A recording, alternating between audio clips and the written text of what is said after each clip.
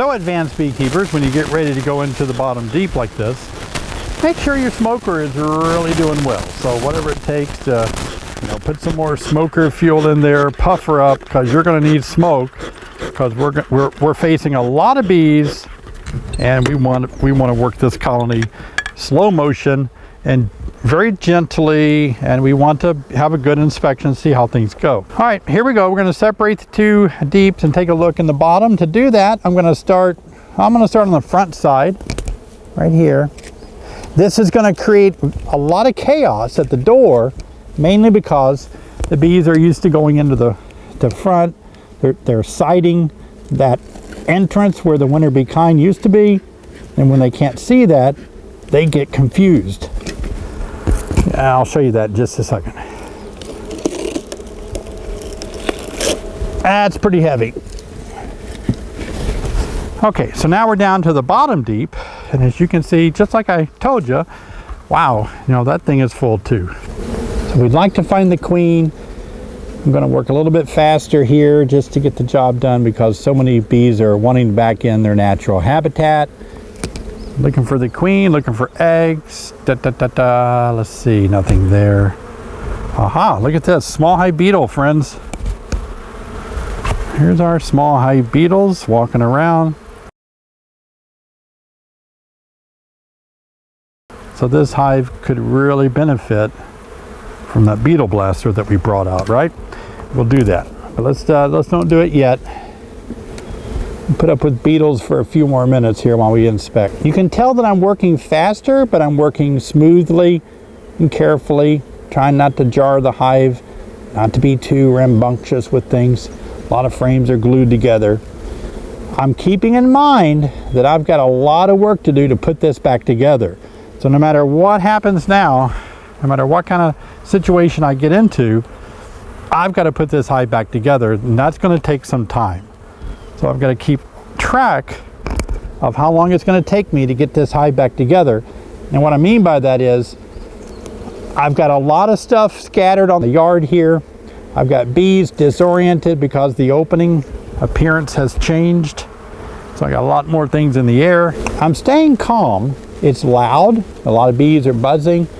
And I can tell that they're kind of like at the end of the patience on me being here, like this hive open like this. I see eggs, so now I've got to look more carefully, because since I see eggs, I could see a queen here. And I don't see her. Other side again, I don't see her. I'm going to go for the next frame.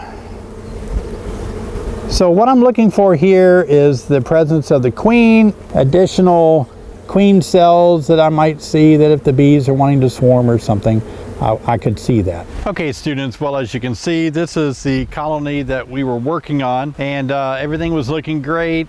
I had trouble with my camera, so in the middle of that inspection, I was just going to have to pause everything and come back the next day. So I want to tell you what I did. As you remember, I had this top deep setting off, and we were about to start looking through the bottom deep. And as I did, the camera went bad, and I had to get that going again. But meanwhile, I knew that in order to continue the video the next day without having to spend that much time finding the queen, I went ahead and put a queen excluder right here, because I did spot her down here in the bottom deep. That's a technique that I want you to learn, that if you're out working a colony and all at once you get called away or you can't continue for some reason, you can use a technique like that. You knew the queen was in the bottom deep, you still got some work to do. Maybe you don't want to let her get caught up and try to search through 20 or 30 frames anymore. So at that point, just put a queen excluder, because what we're going to do now to finish, I want to finish showing you about this colony.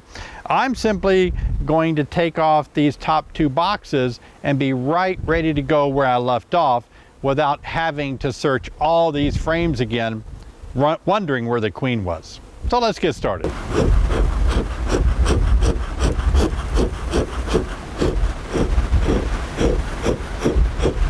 As you can see from yesterday when I was filming, I did put a honey super on, and a brand new honey super, no drawn foundation. I didn't spray the frames or anything. So we'll see what kind of coverage we might have on that honey super. And as you can see, the bees are really pretty much already up here starting to work it, which is a good thing. But for the sake of speed, I'm just going to get back down to where I was yesterday, moving kind of quickly. Going to place my hive tool between the super and the top deep and blow smoke across the top of the deep. The more smoke you use, the more you're going to be able to work the colony a little bit longer than you normally could. It's starting to get later in the day now, and so you can see a lot of bees are home. Again, use smoke across the top like this. Get ready to take this deep off. I'm going to go with my hive tool above the queen excluder. That way I keep the queen down. Loosen up this, I guess this seal by putting your hive tool on top of the queen excluder. I'm not going to grab the front because that's where all the bees are going in and out.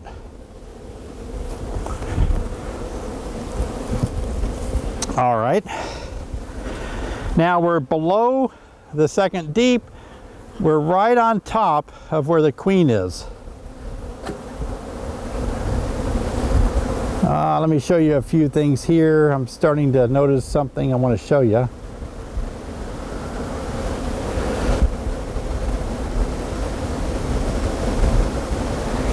You might notice these things. I've started noticing, since this is an advanced class, I'll show you. I've started noticing this on top of the queen excluder. And you might look at it and wonder what it is. This is from what we did yesterday when we removed the drone, extra drone comb that was in that winter bee kind. So these things are located, these are just little drone pupas that perished, and the bees are trying to drop them down, but they hit the queen excluder and they couldn't get them out of the hive. All right, so I'm going to go ahead and smoke this again. A lot of bees in here.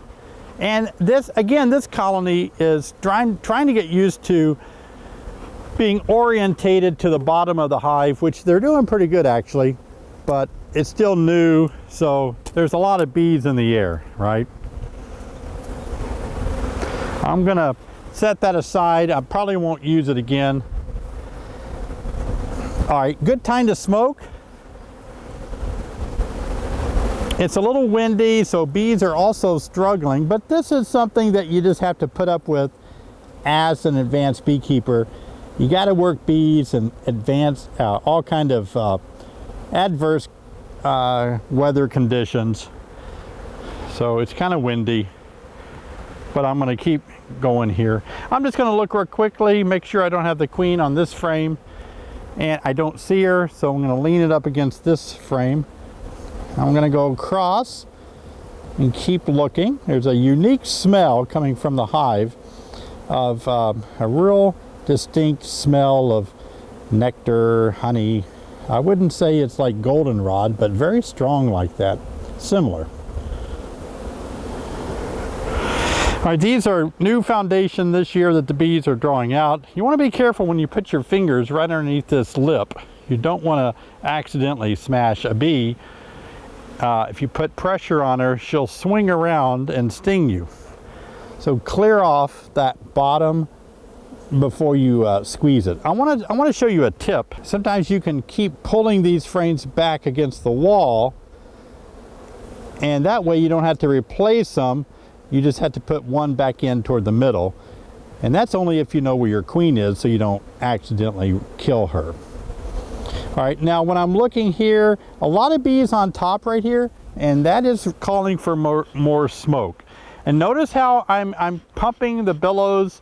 I want my smoker fuel. If the smoker isn't burning the way you want it to, open the top, let it get more air on your fuel, and just really give it a pump like that. And if you do that for just a half a minute, then all at once your smoker is good to go again. But I want some smoke on here. There we go. Puff it a few times before you let go of it. looking for that queen, knowing she's down here. She is unmarked, and I don't see her there. It's a frame of pollen. This is a frame of pollen and nectar. So you're likely, likely to find the queen there.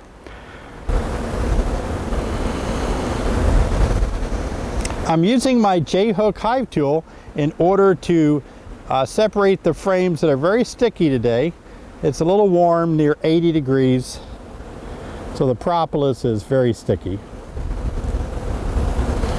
A very light-weighted frame, so it's likely that the queen could be on here if that light weight is due to brood. I got a lot of pollen on this side.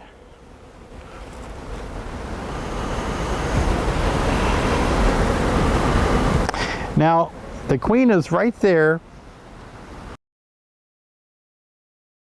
walking around nicely. And this is a prize-winning queen. She has done such a beautiful job making so much brood all through the winter and into early spring. She's near the bottom now, near the top of your scene, walking around. Good sized queen. So as I look, I can see that all is well. Remember, keep my eyes on the queen, right? All right, there she is. I'm going to place her back in the hive, making sure she doesn't fall off, she doesn't go to the edge where wood is. Everything looks great. I don't need to look at anything else. And in the middle here, I have a big space.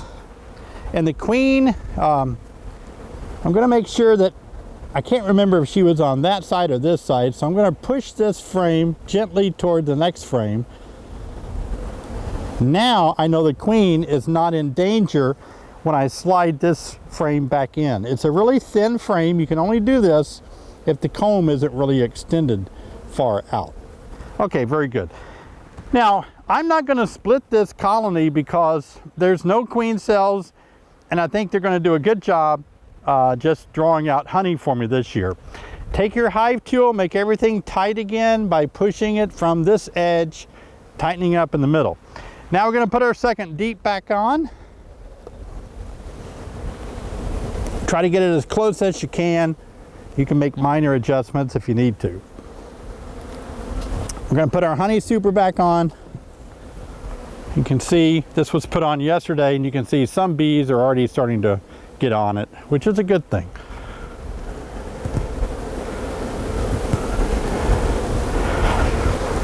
And we're going to put the top on and be done. Now, students, this is a good example of when you have a honey super that you put on 2 or 3 weeks ago in the spring and you're wondering how it's going. What I'd like to do, this is above a queen excluder, which is kind of unusual for me. I usually don't use queen excluders. But once you can get your hive tool in there to pry up a little bit, I like to blow smoke to get it onto the frames in there. Put the top back down, let it settle just for a second. Remember, puff your smoker, keep that thing going because we've got more inspections to do. Take the top cover off. I like what I'm seeing.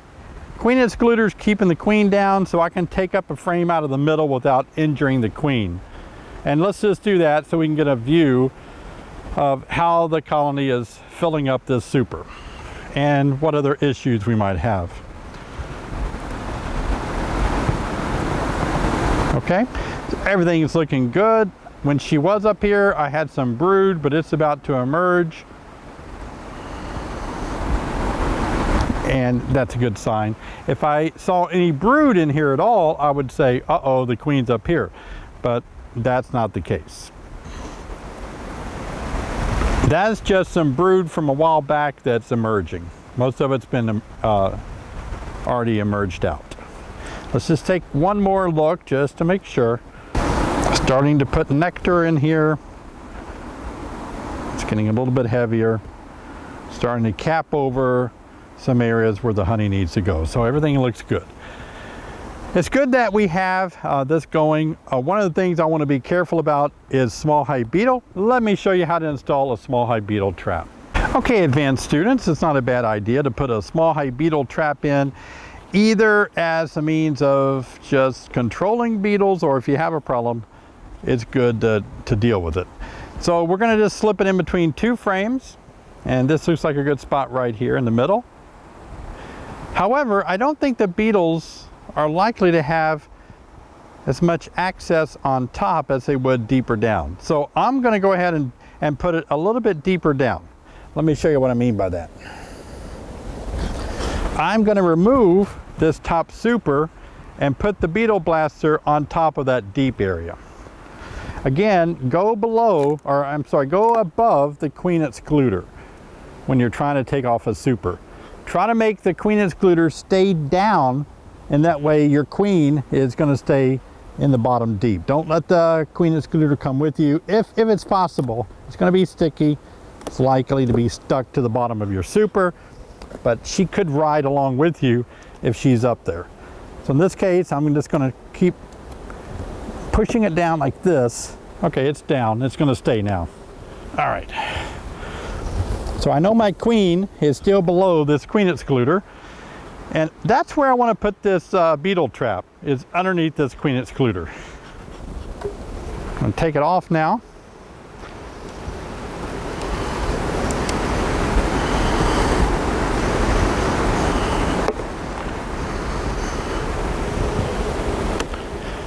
This might be a good time to go ahead and look, see how things are going since we are here. Likely, I'm going to take one frame out and do a quick inspection. It's going to be easy to do because the bees are more in the center, not much on this outside frame. So I'm just going to pull this out real quick and start looking at the brood condition in the middle, because I'm here, I'm this far along anyway, right? Separate a frame, separate another frame, same thing over here, separate and separate, slide back to give me space. I really want to look more toward the middle because I know that will tell me more of how my queen is doing. Indeed, queen is laying well. I got capped brood. It's good. All the frames tight back together since I know the brood looks good. I don't need to find the queen. I just want to make sure that I see eggs and everything is going well. Kind of like a 2-week inspection. Tighten the frames up, put the last frame back in, get ready to put the beetle blaster in for small hive beetle control. I'm going to put it in the middle, probably right here, and make sure the bees get out of the way. I'm going to put my queen excluder back on to keep the queen down. The beetles will still be able to run into that beetle trap. All right, very good. Square everything up. We're good to go. Push the frames tight back together. They are. Put the top on. I want to show you one more inspection while we're out in the bee yard. All right, students, we're going to take a look at this hive. I want to kind of use this as an example for advanced beekeepers. This hive is a tiny little thing that I just found a bunch of bees that were on a queen box. I had about 20 queens in a little queen box out in the bee yard. We were using it, and all the bees that were kind of flying around off of some packages were starting to collect on this queen box. So eventually I had probably 100, 200, maybe 400 bees that collected around the queen box. So I decided to throw those couple hundred, 300 bees in a box and give them a queen and see what would happen.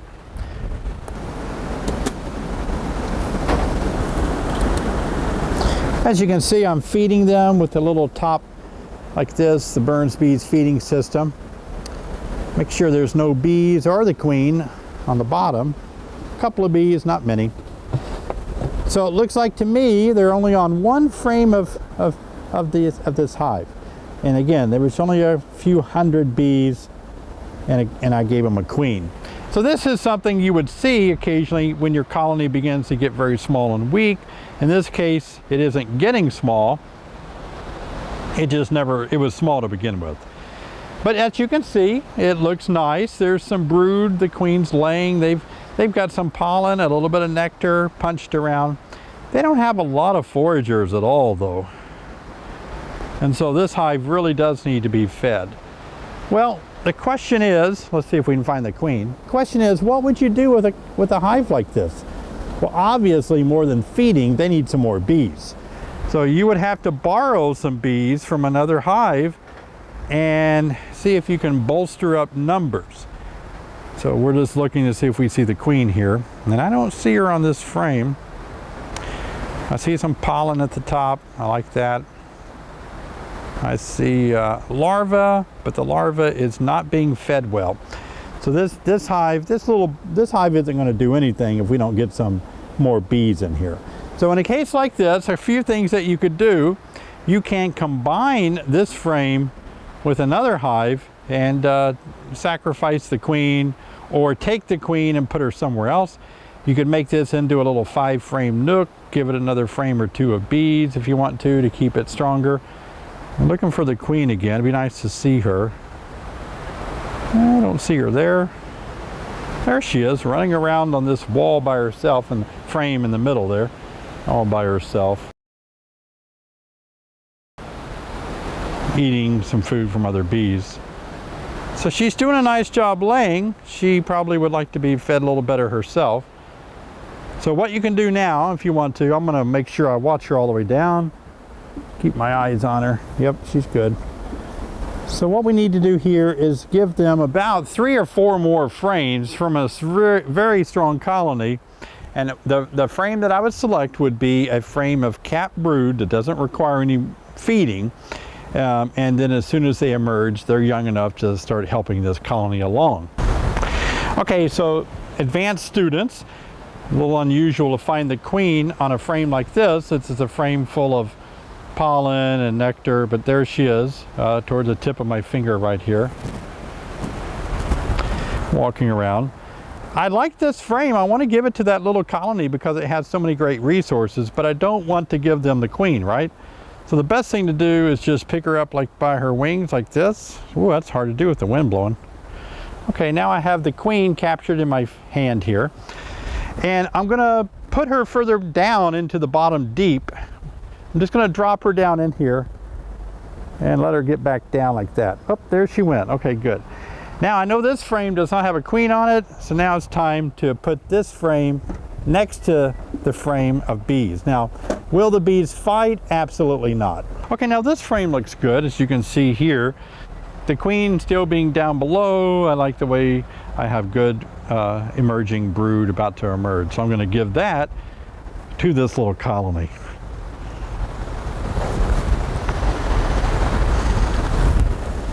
All right, students, another little tip and trick for you. Here is our smoker that we're using, and even though we're done with our bee inspections for the day, I don't want to lose the material that's in here. Let me show you. See, I still have that, and I don't want to lose that. I want it for tomorrow. What you do, you take a piece of paper and just set it like this, and then you take your lid and close it around the paper like that. Now that is going to snuff out the fire, and you'll be able to use this smoker fuel again. It'll be slightly burned, you know, but it's going to be really dry the next day. That's a cool little tip how to put your smoker out. Now, to be safe, you know, of course, I don't think any fire is going to penetrate the tight seal and catch the paper on fire, but to be safe, you know, put this on gravel or concrete always.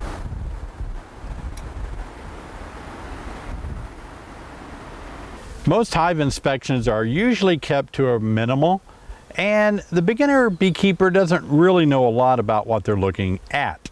They may know that they're supposed to look for the queen or maybe find some eggs or brood, but that's about the extent of their knowledge. They're really not equipped to know what else to observe. Now, a lot of times what I relate this to is the difference between a beginner and an advanced inspection. So the beginner is really quite unaware of what's going on in the hive. Even though they take a beginner's class, even though they study the books, even though they study YouTube videos, most beginners open a hive and they're so overwhelmed by the hive itself, the bees, the sound of the bees buzzing, worried about being stung, worried about if everything is okay, that they're really unaware of what's going on. Whereas the advanced beekeeper is a beekeeper that is fully aware of their inspection. They're aware of what they're observing, they're seeing, they know everything that they observe and why it's there and what they should do, if anything. A second thing is that the beginner beekeeper is unsure. They're unsure of themselves, they're unsure of their bees, they're unsure of their queen. I get calls all the time and people ask me, I'm not sure if I've got a good queen. I'm not sure if my queen is laying well. I'm not sure if I have enough brood. I'm not sure if I have enough pollen or honey or nectar. I'm not sure if I should add my second box. I'm not sure if I should make a split. The word "I'm not sure" is repeated constantly from beginners. Whereas the advanced beekeeper is confident. You need to be confident in your beekeeping knowledge. You've been around the block long enough and you've studied bees, you've observed them long enough to know, and with confidence, what's going on 90% of the time. Beginners are fearful. They're a little afraid. They're afraid they're making mistakes. They're afraid their bees are making mistakes. They're afraid that they put their hive in the wrong direction. It's facing north when it should have faced southeast. They're afraid about too much shade, too much sun. They're afraid if they bought their bees from the right provider. They're fearful. Whereas the advanced beekeeper is very comfortable about what's going on. And finally, the beginner is oftentimes very phlegmatic. After they get started and the bees are doing well, the beginner becomes very phlegmatic. And what I mean by that is they just really don't care. Oh, they care, but they don't care enough to do anything. They become very phlegmatic. My bees must be okay. I see them going in and out, like this hive behind me. This hive behind me here is one that we worked in this particular course, and I changed out the winter bee kind and I made them use the bottom entrance yesterday. So you can see what a hive looks like that wants to go in the old opening, but now they're having to get used to a new opening. And so if you're an advanced beekeeper, you know that's fine. They're going to figure that out in a couple of days. I really don't care. I'm sitting right next to them. I'm glad they're taking orientation flights, and I thought it'd be a cool scene to put in the video. But the phlegmatic state of the beekeeper is that they just don't really work their hives as much as they should. They don't do mite inspections because, I don't have any mites. Last time I looked, I didn't see any. Well, if you're not seeing mites, you need better glasses. Take more time because all colonies have mites. The new beekeeper may say, I don't have beetles, small hive beetle. I don't have any problems. I think my queen's okay. I think she's laying well. They may just take a real phlegmatic approach to beekeeping, whereas an advanced beekeeper is proactive. They're looking at their hive. They're inspecting every couple of weeks. They're keeping track, they're keeping a log. The advanced beekeeper is for sure about what that hive is doing and why, and what he or she as the beekeeper needs to do in a proactive measure to make sure that colony remains healthy. The advanced beekeeper knows, I need to stop feeding them now, or I need to start feeding them now. Or they don't have enough pollen, I need to give them a pollen patty. Or if they have plenty of pollen, they don't need a pollen patty. That's the advanced beekeeper. You come to that knowledge by reading your hive, by reading the frames, by reading the bees, and knowing what to do. It's important to keep good notes when you make your hive inspection. Either while you're making your inspection or briefly afterward, you need to take good notes. What's going on? Either you write the notes on top of the lid, on top of the top cover, or in your journal, in your book, or somewhere. Take good notes so that you know what you saw. If you have more than one hive, you're going to need to take notes because you're going to confuse what you see in one hive. Second thing you need to do is you need to be the master of the smoker. The reason why the smoker is really important It's because with a good smoker putting out a real dense amount of smoke, you're able to do a more thorough inspection. And as an advanced beekeeper, you're going to have to take more time and investigate more frames, take a better look at what's going on. Not just a 2-minute beginner inspection where you open the hive up and you look and you say, oh yeah, I see the queen, she's laying eggs, put it back together. An advanced beekeeper wants to know more than that.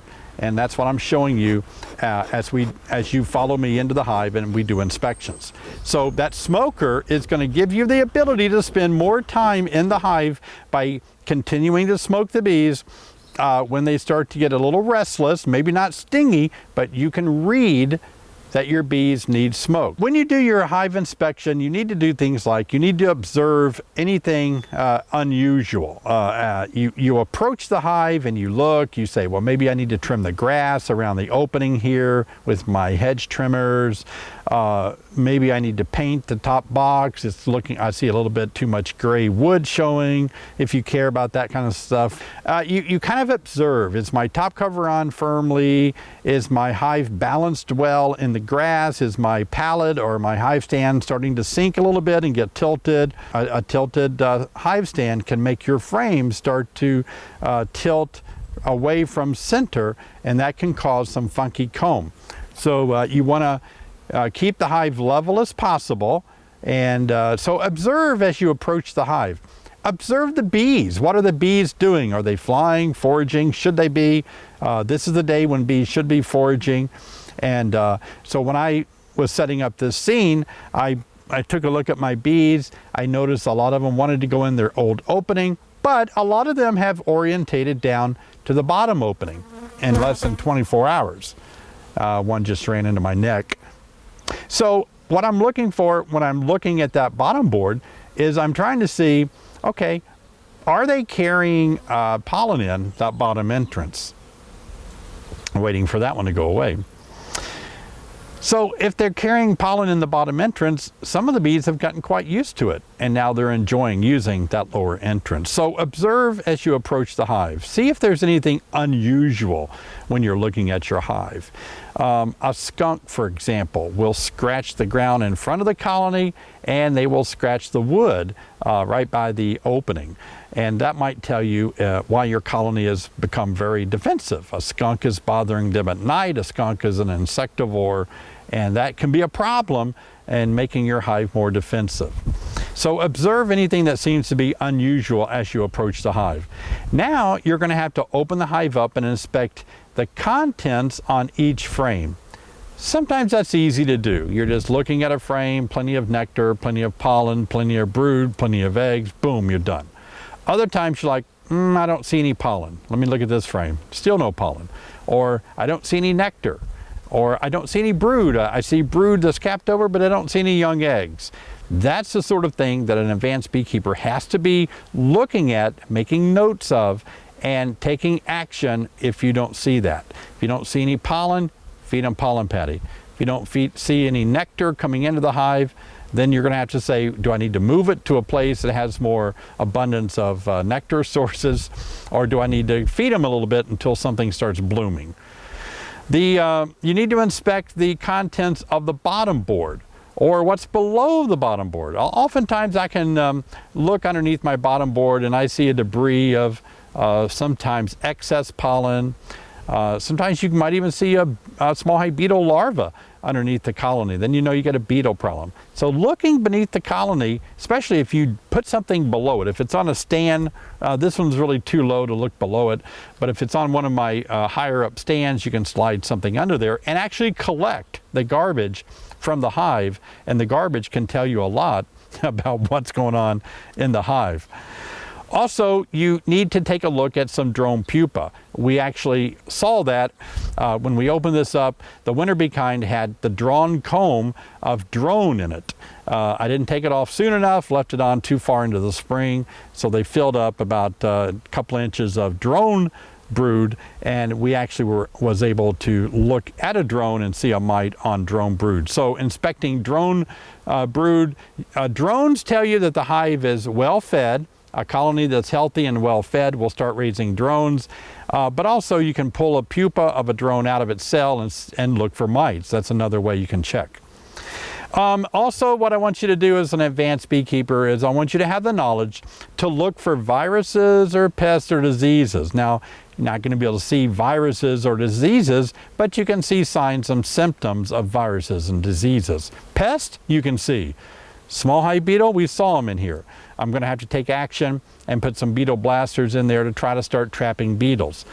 You can start looking at deformed wings. The bees may have some wings that look like they've been burned, they're deformed, and that will tell you that the bees have deformed wing virus, which is usually caused by viruses spread by the Varroa destructor mite. Other pests that would leave evidence that they are doing work in there would be if the colony gets real small, you might see wax moths that are starting to make some silk webbing, destroy some comb in areas where bees aren't on that comb. You might see if there's a mouse in there coming out of spring, winter. In the spring you might see some mice damage, and you might want to correct that and clean that up. You're just always looking for anything that seems unusual. I would caution you and say 9 times out of 10 I don't see anything that is abnormal or unusual. But you want to know what it looks like, and that way you can take action. As far as diseases, you can see evidence of diseases. For example, you can see evidence of American foul brood, European foul brood by observing the pupa, the brood, the larva, and what state it is in. We'll talk more about that. But you want to be able to have a good eye to see, is the brood healthy? Is everything okay there, or do I have a disease?